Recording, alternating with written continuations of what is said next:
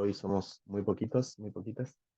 Eh, Antes que nada, lo que quería hacer hoy, ¿sí? Teniendo en cuenta que ya tienen la actividad en la plataforma, ¿sí? Era preguntarles, bueno, si había alguna duda, si han podido hacerlo, si tienen alguna consulta sobre eso, como podría dar un espacio para cualquier consulta o lo que sea sobre ese tema, y después ponernos un poquito más en lo que tiene que ver con la clase de hoy, que realmente va a ser, bueno, trabajar un poco nuevamente, ¿no? Con lo que es la clase número 4 que ustedes tienen en la plataforma, ir recorriéndola un poquito también para ir dando algunos ejemplos y para que ustedes puedan preguntar o aclarar algunas cuestiones que por ahí son un poquito complejas y por ahí es la primera vez que las están viendo, ¿sí?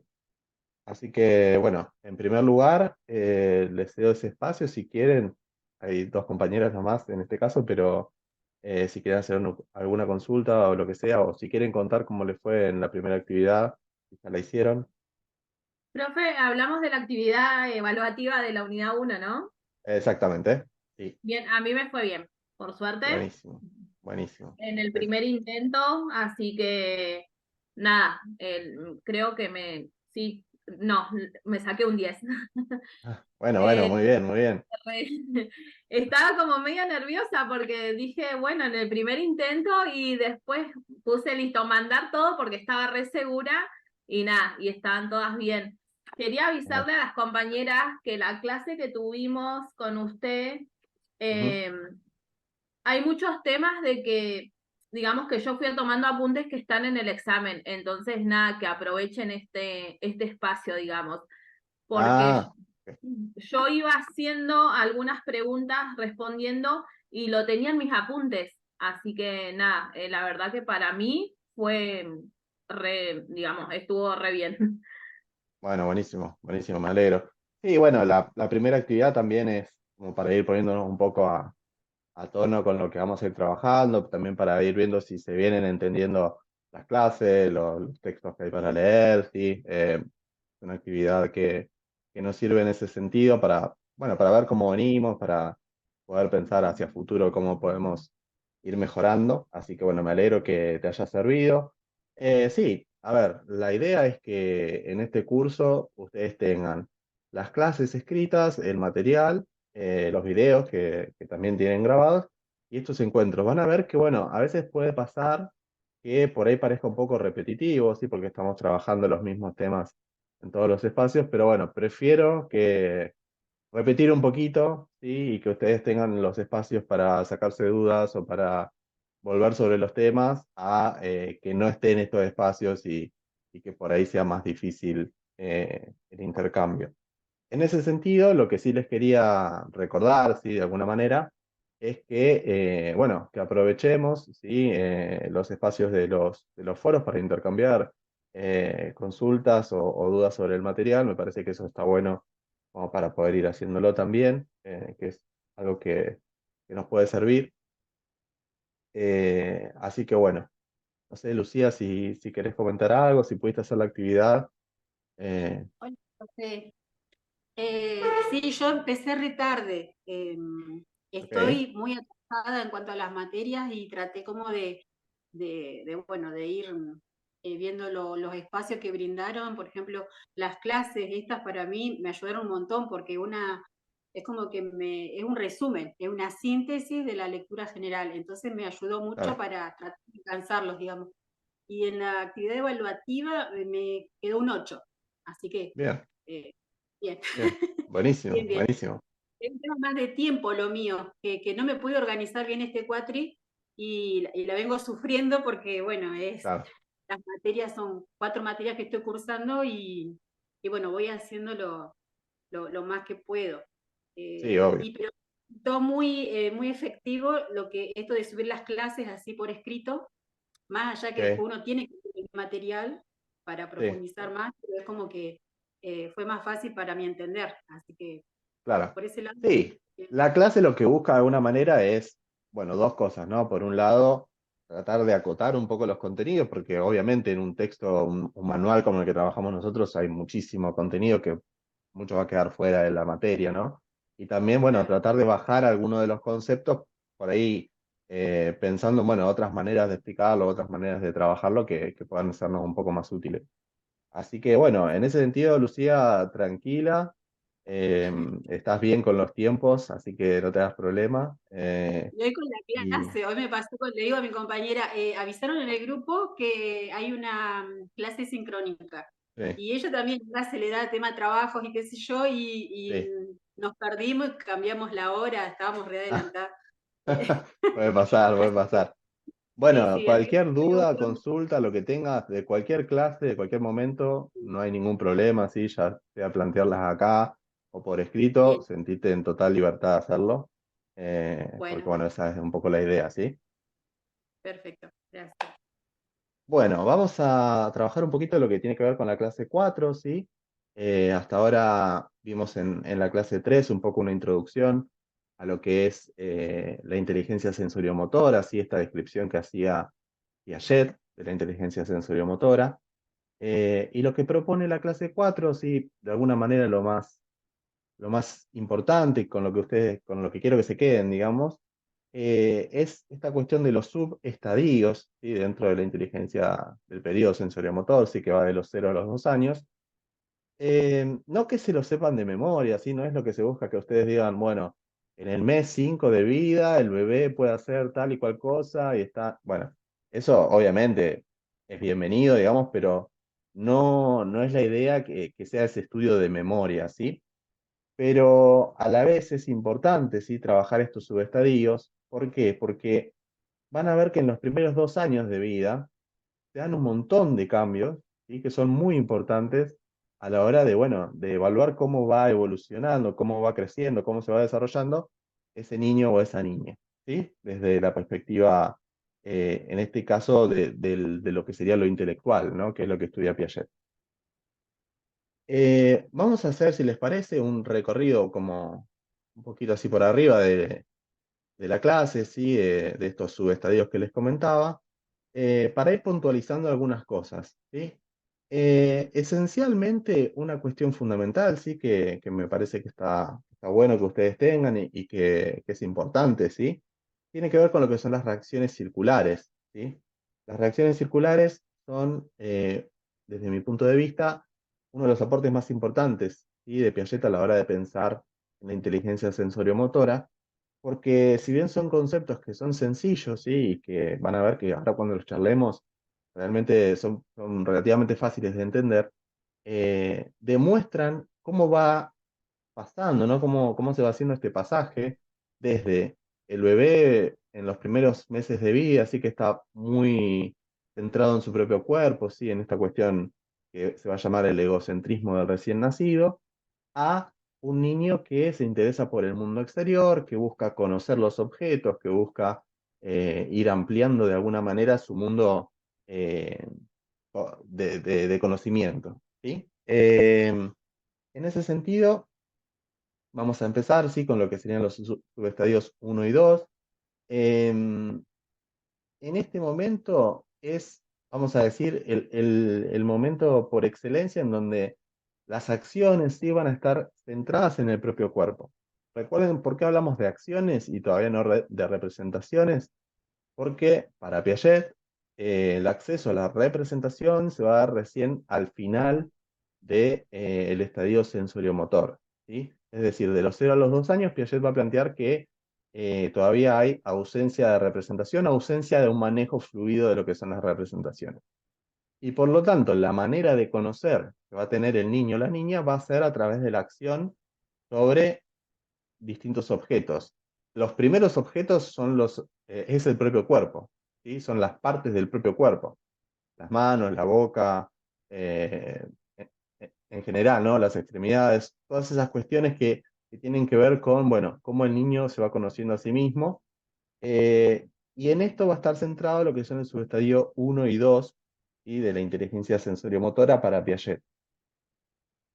Eh, en este momento, ¿sí? También buscando como una conexión con lo que vimos en la clase pasada, está todavía muy presente y muy bastante, digamos, sin modificarse, lo que son los reflejos, ¿sí? Del recién nacido que habíamos hablado en la clase pasada. Recuerden que para Piaget, los reflejos son de alguna manera la herramienta fundamental que va a tener el niño a la hora de empezar a conocer el mundo y a conocerse a sí mismo. ¿Sí? Entonces, acá van a aparecer lo que vamos a llamar reacciones circulares primarias. ¿Sí? Eh, reacciones circulares primarias. Vamos a ir término por término.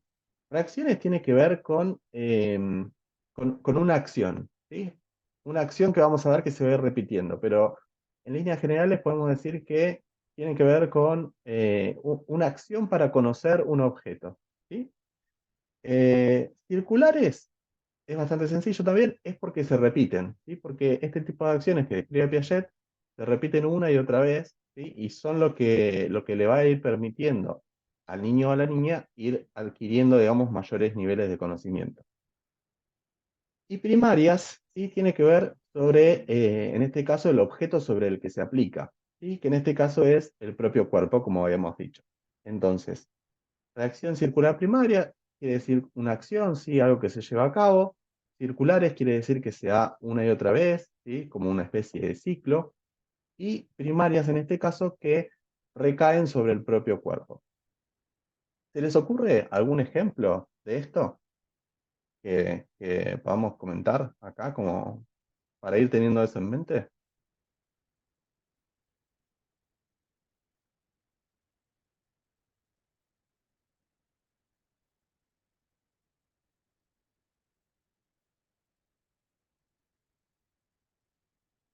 Bueno, podemos pensar, por ejemplo, en el chuparse el dedo. ¿Sí? El chuparse el dedo es una reacción circular primaria. ¿Por qué? Porque tiene que ver con los reflejos, el reflejo de succión en este caso, y se da sobre un objeto que es el propio cuerpo, en este caso un dedo, ¿sí? Otro reflejo o reacción circular primaria, ¿sí? Puede ser el reflejo de aprensión. Van a ver que los bebés muchas veces hacen este ejercicio, ¿sí? Y lo repiten una y otra vez. Bueno, también tiene que ver con cierto conocimiento del propio cuerpo y cierto manejo de esos movimientos y que después le van a permitir realizar acciones cada vez más complejas, ¿sí? Eh, bueno, entonces, primero y segundo subestadio, reacciones circulares primarias, egocentrismo del recién nacido. ¿Qué quiere decir esto? Que el interés del bebé va a estar sobre su propio cuerpo, ¿sí? Es decir, todavía el mundo que lo rodea no reviste mayor interés porque todavía está muy centrado en sí mismo, en conocer su propio cuerpo, ¿sí? Bueno, eh, su estadio número 3, ¿sí? La cuestión fundamental tiene que ver con esta extroversión, ¿sí? Que va experimentando el niño, y donde se empieza a interesar, digamos, por los fenómenos que suceden en el mundo exterior, o sea, que están por fuera de su cuerpo, y principalmente cuando se empieza a dar cuenta de que él puede ocasionar esos fenómenos, y esos fenómenos que le resultan interesantes. Por ejemplo, algún ruido, ¿sí? Algún movimiento sí que llama su atención. Digamos que va a ser fundamental para el niño, para la niña, cuando empiece a darse cuenta de que él tiene de alguna manera un lugar en ese mundo que lo rodea y que puede participar. Eh, Jessica, ¿querés comentar algo?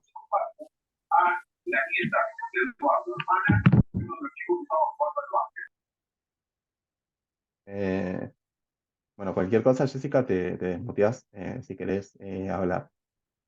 Profe, Bueno, perdón, pero se sí, escuchó súper cortado y como una interferencia de otra persona hablando. sí, ¿qué es lo último que se escuchó? Estábamos empezando a hablar de reacciones, perdón, de subestadio 3, ¿sí? Vamos de vuelta en este sentido. Lo más importante que se habla en este momento es el periodo de extroversión, ¿sí? Que es que el bebé se empieza a interesar por el mundo exterior, ¿sí? Y se empieza a interesar particularmente por esos momentos en que se empieza a dar cuenta de que él tiene un poder de acción sobre el mundo, ¿sí?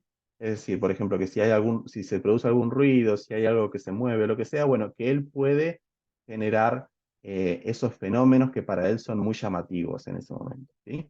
Porque, bueno, piensen que todas estas cuestiones son nuevas, ¿no? Para el bebé, y entonces, bueno, empieza a salirse un poco de esto que habíamos visto en el estadio número 1 y número 2, que es este egocentrismo del recién nacido para empezar a interesarse y a investir el mundo exterior, ¿sí? Eh, Aquí hay una cuestión fundamental, ¿sí? Que va a traer Piaget, ¿sí?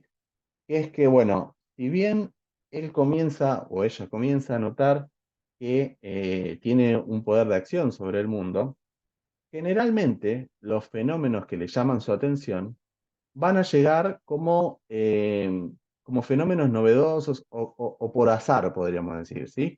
No es que hay una intencionalidad todavía, ¿sí? No es que el bebé dice, bueno, voy a hacer tal cosa y la hace, ¿no? Esta cuestión de intencionalidad que podemos tener las personas adultas.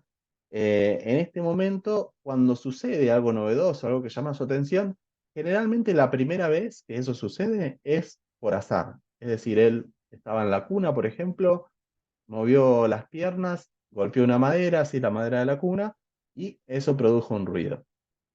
¿Cómo llegó a ese fenómeno? ¿Cómo llegó a pasar eso? Y bueno, fue por azar, no es que el bebé lo estaba buscando, ¿sí? Ahora, una vez que eso se produce, que ese ruido se produce, bueno, eso capta su atención y capta su interés, y entonces ahí sí va a buscar repetir ese fenómeno que le gusta, que le interesa, ¿sí? Con esto tiene que ver las reacciones circulares secundarias, ¿sí? Que también ubicamos en este subestadio 3. Y vamos a hacer como una revisión de los términos. Reacciones circulares, obviamente, es igual que como vimos en la primera parte. La cuestión con las reacciones circulares secundarias es que se dan sobre un objeto que está en el mundo exterior, ¿sí? Ya no es sobre el propio cuerpo, como puede ser el chuparse el dedo, sino con algún objeto, ¿sí? En este caso, el ejemplo que yo les daba es el bebé que pateaba y hacía un ruido con la cuna, o agitar un sonajero, por ejemplo, ¿sí? El agitar un sonajero es una reacción circular secundaria. ¿Por qué? Porque el bebé hace siempre lo mismo, ¿sí? Obtiene una satisfacción en el sentido que eso le causa placer de alguna manera, eh, pero a la vez, la primera vez que agitó eso fue por azar, ¿sí? No es que tenía esa intención, sino que una vez que aconteció, bueno, lo siguió repitiendo porque eso llamaba su interés, podemos decir de alguna manera, ¿no? Entonces, reacción circular secundaria, empiezan a aparecer los objetos del mundo exterior y se sale del propio cuerpo, ¿sí? En este proceso que llamamos extroversión. Muy bien, bueno, en el subestadio número 4, ¿sí? Para que ustedes se den una idea, es de los 8 a los 12 meses, ¿sí? Llegando al año de vida. ¿Qué está pasando, no? La repetición de las reacciones circulares secundarias una y otra vez hace que esas reacciones se vayan perfeccionando y que vayan siendo cada vez más efectivas, ¿sí? Y que el bebé vaya teniendo cada vez mayor manejo, ¿sí? Sobre esas reacciones. Y aparece para Piaget, ¿sí? Recuerden que todo esto que venimos trabajando hasta ahora es desde la perspectiva de Piaget, ¿sí? ¿Por qué digo esto? Porque después vamos a ver que hay otros autores que ponen algunas cosas en cuestión, ¿sí? Pero desde Piaget, entonces, en su estadio número 4 aparece la conducta intencional, ¿sí? Recuerdan que, como dijimos antes, la reacción circular secundaria se daba por azar. Bueno, ahora ya aparece la intencionalidad, ¿sí? Em, entonces, el niño se propone un objetivo y busca los medios para conseguirlo, ¿sí? Otra noción fundamental, ¿sí? Que también se da en este estadio para Piaget, ¿sí? Es la de conservación de los objetos. Yo creo que les dejé en la plataforma para poder ver ese video de conservación de los objetos. No sé si pudieron mirarlo o capaz que yo me olvidé y no lo subí. Eh, es un video cortito, ¿sí? Un experimento en donde un autito viene como de arriba y pasa por atrás de una pared. eh, y bueno, ver cómo son la reacción, digamos, que tienen los bebés que están ahí. No sé si pudieron verlo. Sí, está en la plataforma. Yo lo alcancé a ver hoy. Bien, bien, buenísimo. Bueno, exactamente eso tiene que ver con esta noción de conservación de objeto, ¿sí? Que Piaget va a ubicar en el subestadio 4. ¿Sí? Recuerden esto porque lo vamos a ver un poquito más adelante. De los 8 a los 12 meses más o menos.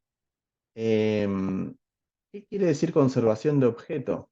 Bueno, quiere decir que cuando un objeto se esconde de la vista del bebé, ¿sí? O del niño o de la niña, ese sujeto, o sea, ese bebé o ese niño o niña, sigue sabiendo, ¿sí?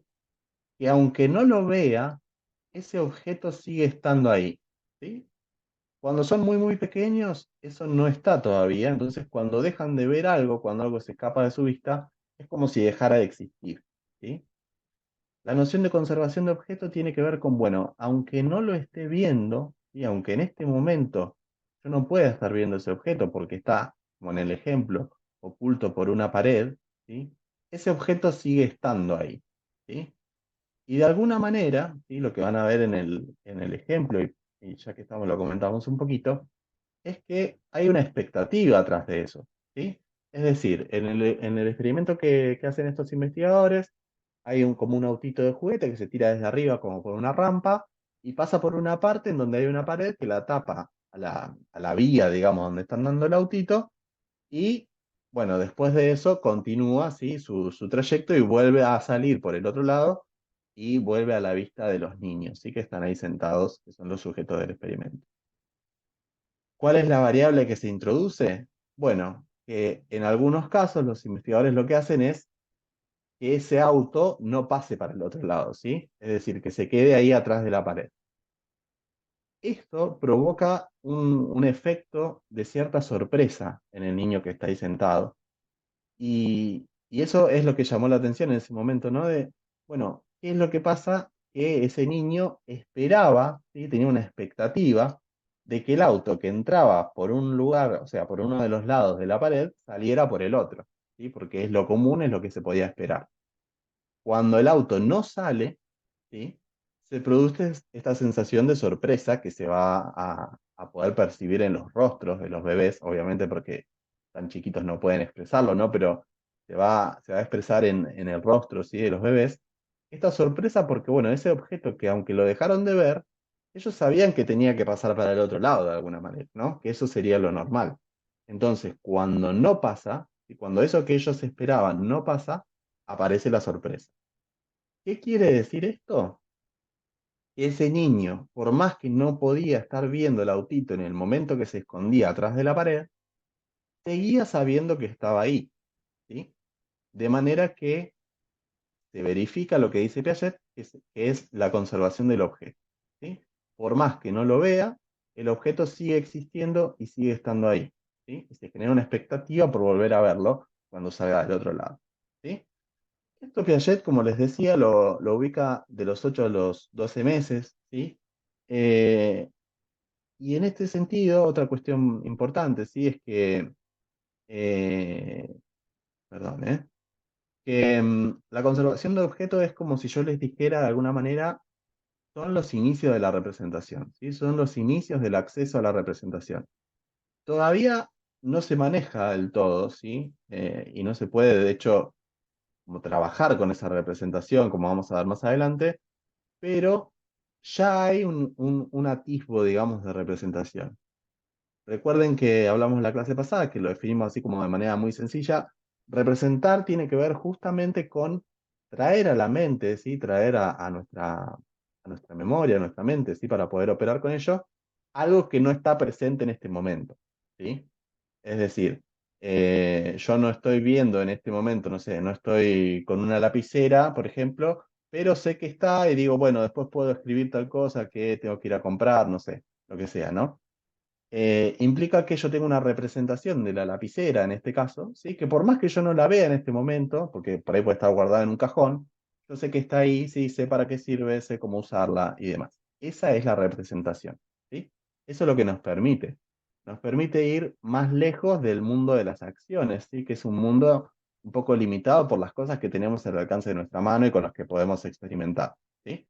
La representación justamente nos permite dar un paso más allá porque nos permite operar de manera mental, digamos, y no tener que hacer todas las acciones para ver cuál es el resultado, ¿sí? Bueno, subestadio 4 entonces aparece la intencionalidad y aparece la conservación de objeto para Piaget. Luego en el subestadio número 5, sí, hay otra cuestión que es muy interesante, que tiene que ver con esta complejización de los esquemas que yo les venía contando, que tiene que ver con la complejización y el afianzamiento también, ¿no? De las reacciones circulares secundarias. Y llegamos a un momento en donde aparece la reacción circular terciaria, ¿sí? Que es muy, muy importante también que ustedes puedan diferenciarla de alguna manera de lo que es la reacción circular secundaria. ¿Por qué? Porque o sea, la definición es muy similar, ¿sí? Reacción tiene que ver con esta acción que hace el niño, circular, aunque se da una y otra vez, pero terciaria implica que no se da todas las veces de la misma manera, ¿sí? Es decir, por ejemplo, un nene, una nena agarra una pelotita y en vez de tirarla todas las veces igual y ver qué pasa, ¿sí? Y repetir eso una y otra vez porque le genera interés, ahora está experimentando con otras variables de alguna manera, ¿no? Entonces, por ahí agarra la pelotita y primero la tira fuerte al piso, ¿sí? Para ver qué ruido hace, y después baja un poco la mano y la tira de más cerquita y se da cuenta de que hace menos ruido, ¿sí? O la tira después sobre, no sé, una alfombra o sobre un sillón, y entonces se da cuenta de que no hace ruido. ¿Sí? ¿Qué quiere decir esto? La acción es la misma, ¿sí? Es arrojar la pelota. El objeto es el mismo porque es la pelota. Lo que se empieza a variar es, bueno, la manera en que se hace esa acción, ¿sí? Se la puede tirar la pelota de más arriba, de más abajo, se la puede tirar, no sé, rodando, se puede tirarla sobre una alfombra, ¿sí? Es decir, está experimentando, ¿sí? Variando esa acción que está haciendo, que si bien es siempre la misma, es la acción de arrojar, bueno, va introduciendo variaciones, ¿sí? Y para ver cuáles son las diferencias en los resultados también. Es decir, ya en este punto se empieza a dar cuenta que no es lo mismo si yo tiro la pelota fuerte contra el piso que si la dejo caer despacito, ¿sí? Porque el efecto que se da sobre el mundo, sobre la pelota en este caso, es distinto. ¿Se entiende más o menos o es como muy, muy complejo? Podemos poner otros ejemplos también. ¿Les ocurre algo que en este sentido? Por ahí para poder comparar también la reacción circular secundaria con la terciaria, que por ahí es algo que por ahí puede complicar un poco. ¿Qué les parece?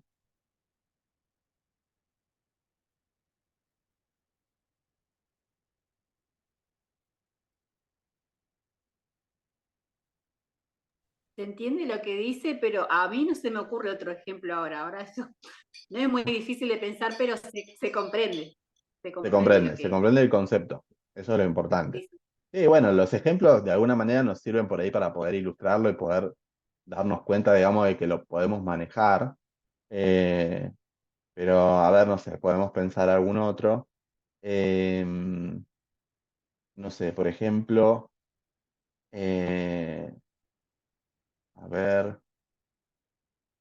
Bueno, la verdad que en este momento no se me ocurre alguno que pueda formularle así claramente, pero la esencia del concepto sí que tiene que quedarles es, bueno, la reacción circular secundaria es siempre igual, ¿sí? Es repetitiva y siempre igual. Lo que se busca es ese resultado que fue novedoso en su momento, pero que después es siempre el mismo, ¿sí? Y la reacción circular terciaria lo que busca es variar, ¿sí? Variar cuáles son las consecuencias de una misma acción, como puede ser tirar la pelota, ¿sí? Bueno, cualquier duda que podamos tener o si quieren después trabajar con ejemplos o lo que sea, también lo podemos hacer a través de los foros, pero me parece que con eso más o menos vamos cerrando, ¿sí? Lo que es la cuestión de las reacciones circulares y lo que tiene que ver con estos subestadios, ¿sí? Nos queda el último, que es el subestadio 6, que para Piaget esencialmente es como que comienza a haber un pasaje. ¿Por qué? Porque él ubica en este momento el acceso a a la representación, ¿sí? El acceso a la representación para Piaget es el pasaje de la inteligencia sensoriomotora a la inteligencia preoperatoria, ¿sí? Que es la que va a venir después. Eh, y ese pasaje, entonces, como les decía, es el acceso a la representación, ¿sí? Ya no es necesario, en todos los casos, realizar acciones concretas sobre el mundo, ¿sí? Para poder conocer ese mundo, sino que, bueno, ya hay algunas ideas, ¿sí? Hay algunas cuestiones que están internalizadas. Y entonces el bebé puede pensar, por ejemplo, o el niño en este caso, ¿no? Puede pensar, bueno, no sé, yo voy a tirar esta pelota, ¿qué es lo que va a pasar? ¿Sí?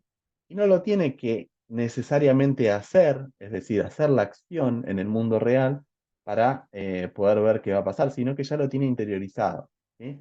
Ya de alguna manera lo realiza eso mismo que antes hacía en el mundo real, lo realiza en su mente, ¿sí? A través del acceso a las representaciones. Em, es un cambio fundamental, sobre todo piensen ustedes, para lo que tiene que ver con, de alguna manera, las posibilidades que se abren con esto, ¿sí? Con el acceso a la representación, las posibilidades de conocer al mundo son muchísimo más amplias que cuando tengo que operar sobre el mundo físico, ¿sí? Con los objetos en presencia, podemos decir, ¿no? Entonces, es un cambio fundamental, radical en este momento de la vida. Y para Piaget, como les decía, bueno, va a ser el cambio entre una inteligencia sensoriomotora y una inteligencia preoperatoria. En este sentido, bueno, va a decir que se empieza a hablar de esquemas simbólicos. Los esquemas simbólicos tienen que ver con esto que yo les decía, así de que pueda realizar las acciones en su mente y no necesite de hacerlas sobre el plano físico. Y se empieza a trabajar también con lo que es el lenguaje, ¿sí? El lenguaje, como saben, es la herramienta simbólica por excelencia y es la herramienta también que nos sirve para pensar, ¿sí? Nosotros pensamos con el lenguaje, ¿sí? Entonces, es muy, muy importante, digamos, en este momento, que es el subestadio número 6, bueno, el acceso entonces a las representaciones y al lenguaje, que vamos a ver que van a ir muy de la mano, ¿sí? Representación y lenguaje van a ir muy de la mano en lo que es el desarrollo del sujeto. Bueno, nos quedan 3 minutitos, vamos a ver si podemos ver un poquito lo que son las críticas a Piaget, ¿sí? De alguna manera. Todo lo que trabajamos hasta ahora tiene que ver con los planteos piagetianos propiamente dichos, ¿sí? Con la teoría de Piaget. Pero bueno, piensen ustedes que desde el momento en que esta teoría se escribe hasta nuestros días, hubo un montón de avances, ¿sí? En el campo de las ciencias y en el campo de la psicología en particular, que nos han llevado a, bueno, a poner en cuestión, digamos, no a descartar, ni mucho menos, porque es una teoría que tiene mucho valor, la teoría piagetiana, pero sí a poner algunas cuestiones en duda, ¿no? De alguna manera. En este sentido, la primera cuestión fundamental, sí, y que creo que es un poco la esencia de la crítica que se le hace a Piaget, es esta cuestión, sí, que tiene que ver con su modelo, con su forma de pensar, que recuerden que trabajamos en clases anteriores, que es un modelo que trabaja con saltos cualitativos, ¿sí? Con saltos de un estadio, de una forma a otra, ¿sí? Como si no hubiera mucha continuidad entre las diferentes etapas, sino como que, bueno, hasta acá fue así, y de repente, plum, hay un salto y las cosas se empiezan a hacer de otra manera, ¿sí? Piénsenlo con el acceso a la representación, ¿sí? Que hablamos recién. Bueno, para Piaget hasta su estadio número 6 no hay representación, o si hay, es muy básica y ya está. Y cuando aparece la representación y se empieza a manejar, bueno, salto cualitativo y ahora estamos hablando de estadio preoperatorio, ¿sí? Un cambio radical, ya empezamos a pensar de otra manera, en la manera que tiene ese niño de conocer.